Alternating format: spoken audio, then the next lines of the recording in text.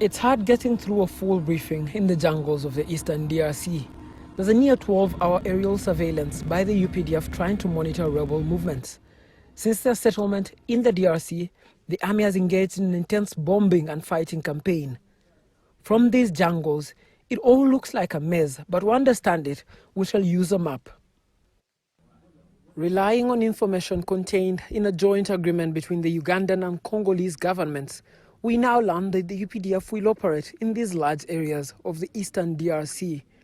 Uganda shares its longest borderline with the Democratic Republic of Congo. The UPDF on the 30th of November entered the Congo through the Lamia border post and drove up to 170 kilometers of depth.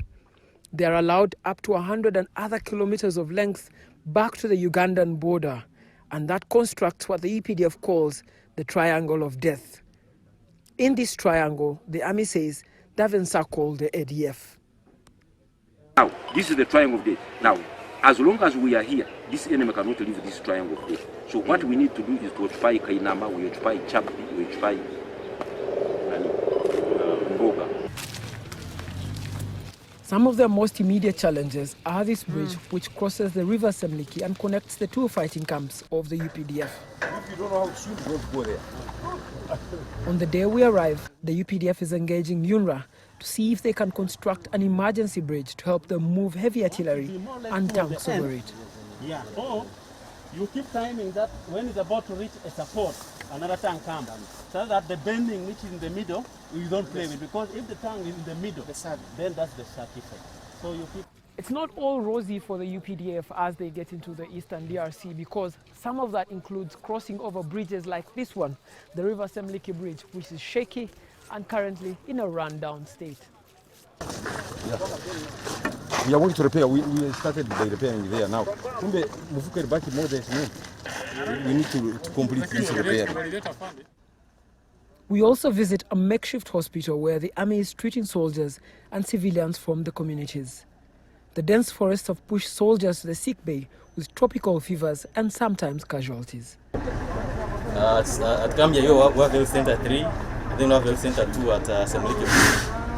So normally, when some drugs we supply to Gambia by helicopter, and then for Semliki Bridge, they usually come by convoy, by road, here to Gatifob, and then forward Semliki by convoy, by road. So we have inpatient. For operations, of course, we didn't find any infrastructure. You know how the Eastern DRC has been. For road infrastructure has been poor, but we're now improvising these things as an inpatient wing. But as the army hunts for the ADF, they have to overcome legal hurdles, like a briefing to Parliament on their war and getting the funds that they need to successfully execute the war. Kira Municipality MP Mujuni, who also sits on the Budget Committee, says they're waiting for the first plenary session in Parliament to ask the hard questions about the UPDF's mission in the DRC. I don't think the country has an idea of how long and how much we'll have to incur for UPDF to stay in Congo. This has remained largely a war of President Museveni and the commanders who are commanding it. So we don't know the cost implication, even the human cost, because the moment we have soldiers fighting, they will die. And we don't know how long we will stay. As the army continues its fight in the eastern DRC, they're also racing against time. Their mission is under review every 2 months by DRC authorities and could be halted at any point. Raymond Mujuni, NTV.